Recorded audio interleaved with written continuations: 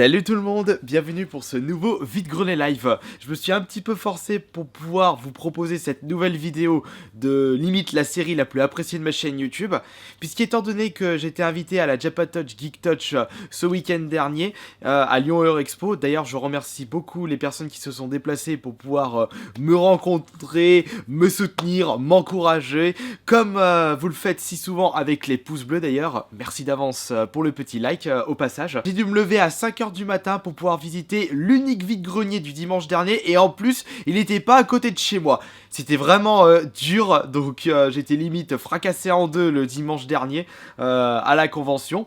Mais j'ai mieux fait de me lever tôt le matin, puisque j'ai pu faire quelques trouvailles, dont 2 consoles rétro.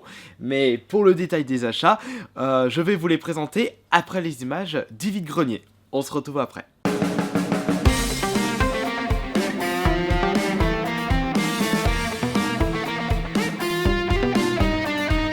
Bonjour. Les jeux sont à combien s'il vous plaît? Ça, j'aurais voulu y vendre avec la Xbox. D'accord. Moi, j'en voulais 15 € avec la Xbox. Hein. D'accord, oui. Elle fonctionne parfaitement. D'accord. Voilà, après, ça serait plutôt dans les 1 € pièce. D'accord. Les PlayStation 2, la plupart à 2. PS3, j'ai que ceux-là. C'est des jeux à 10, je peux pas les faire 3 moi. D'accord. Après, je t'en prends plusieurs, je fais un petit peu, on peut voir. Bien sûr.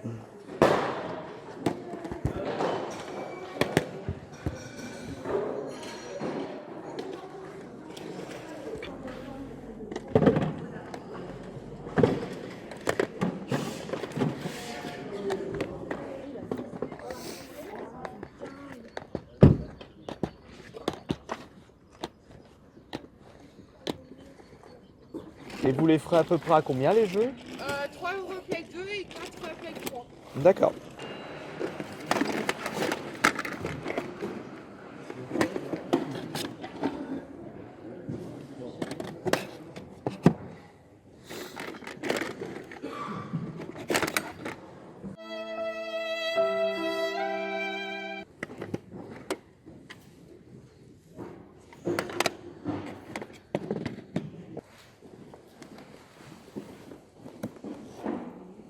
FIFA 10 et Call of 15.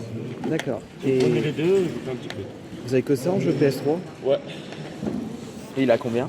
Le prix ne marche pas, je vous fais à 8 €. Ah d'accord, ok. Non mais il marche le jeu.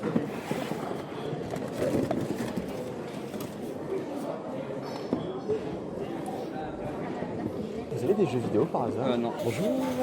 Vous n'avez que ça en jeu Xbox? En fait, je vous explique, ma fille, elle a eu, enfin les trois là, ils ont eu ça pour Noël. D'accord. Et dedans, ils ont mis un jeu, enfin c'est mamie qui a acheté un jeu à 30 €. Ok. D'accord. Moins de 12 ans. Et Mais, vous le faites du à coup, combien? Je sais pas, du coup hier ils sont allés, 15. Du coup hier ils sont allés acheter, c'est quoi? C'est mieux de leur acheter.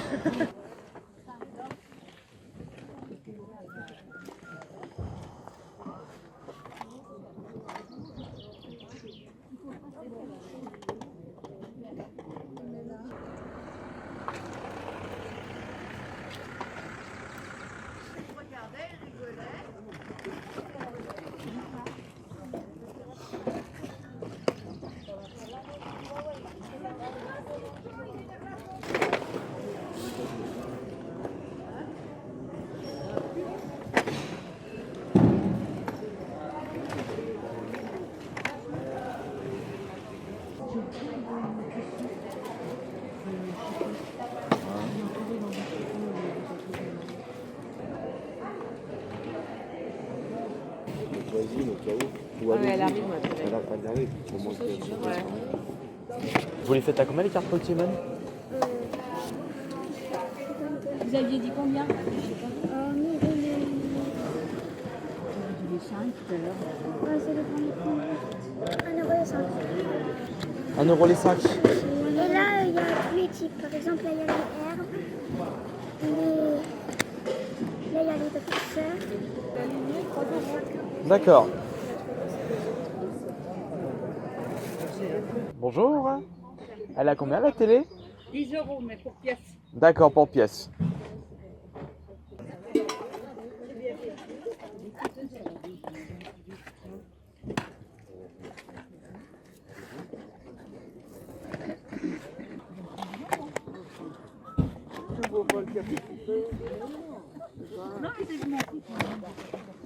Il est lourde, hein.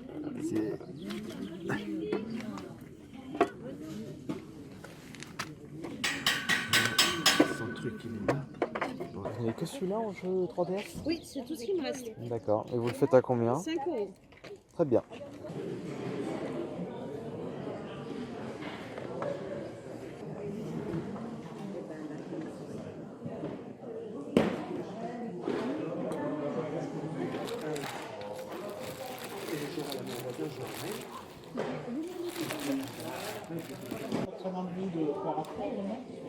Ça, je crois, le mec pour expliquer, en fait, ça s'ouvre d'un côté. Oui, c'était, il y avait le parapluie.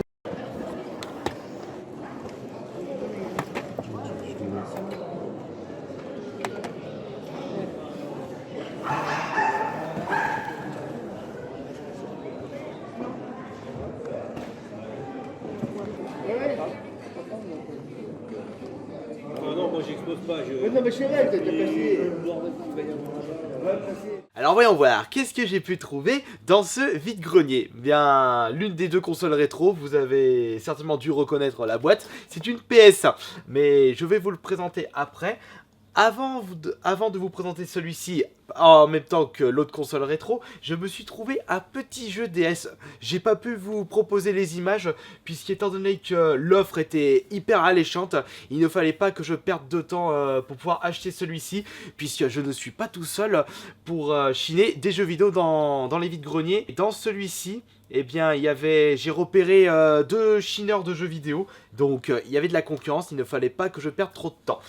Surtout que pour ce jeu DS, je pensais que je l'avais dans la collection, mais non, donc j'ai pu le retrouver. Le Animal Crossing Will World sur la DS. Il y avait en fait un lot de jeux DS plus une DS Fat rose. Le lot était proposé à 30 € au total, il y avait également une sacoche. Pour les jeux DS, il y avait un Mario 64, il y avait un Mario Kart, il y avait un Nintendo, il y avait aussi un jeu 3DS. Je trouvais que le lot était quand même très alléchant, sachant qu'il y avait 6 ou 7 jeux plus une console à seulement 30 €. Mais le problème, c'est qu'il n'y avait que celui-ci qui m'intéressait et la personne ne voulait vraiment pas dissocier le lot. Et au vu de mon prix proposé, le vendeur a dit oui tout de suite. Puisqu'il savait que j'ai quand même augmenté un petit peu le prix du jeu seul par rapport au prix du lot. Donc il m'a dit oui pour ce Animal Crossing à 5 €. Ensuite, pour les deux consoles rétro, eh bien la première, c'est la PS1 en boîte.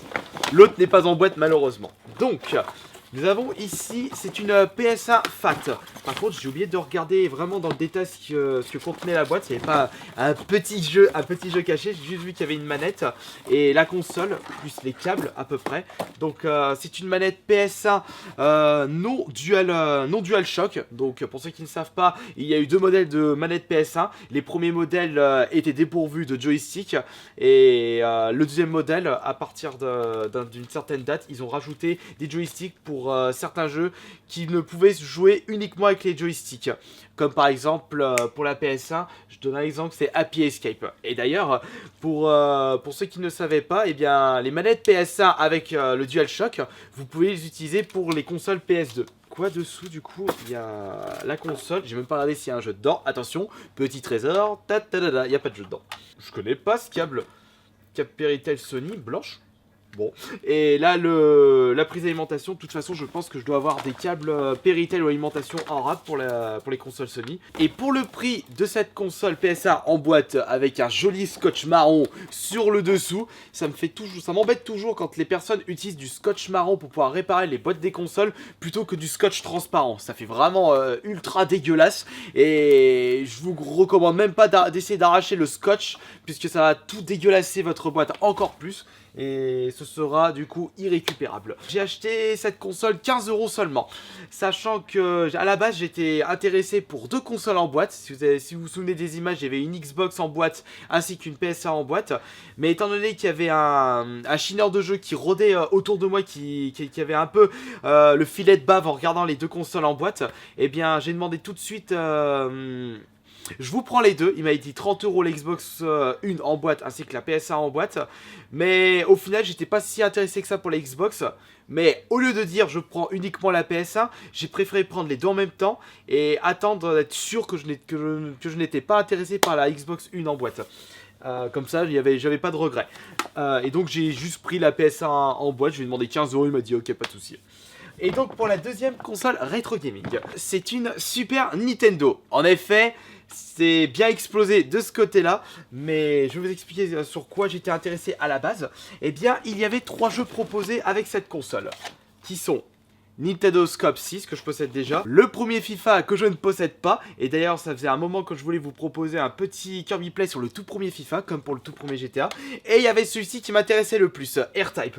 Et le problème c'est que la personne vendait uniquement le lot, il voulait pas dissocier les jeux avec la console, donc je lui ai demandé, étant donné que la console était bousillée de ce côté-là, je lui ai demandé, bah je vous le prends à 30 € au lieu de 40, il m'a dit ok, étant donné que ce que je vous avais pas dit, eh bien en recherchant un peu les câbles dans mon bordel, eh bien je me suis rendu compte qu'il me manquait un câble pour ma Super Nintendo en boîte, je sais plus si c'était le câble d'alimentation ou le câble Péritel. Eh bien j'ai pu récupérer les câbles plus une manette supplémentaire. Étant donné qu'un câble à part sur internet c'est à peu près 10-15 €, le R-Type c'est à peu près 15-20 €, sachant que je ne le possède pas celui-ci, eh bien je me suis dit autant prendre tout le lot pour une trentaine d'euros. Et au moins ça me fera une manette Super Nintendo en rab, plus un câble en rab. Et ça, je sais pas, je m'en débarrasserai peut-être pour 10 € pour pièce, pour si une personne est intéressée.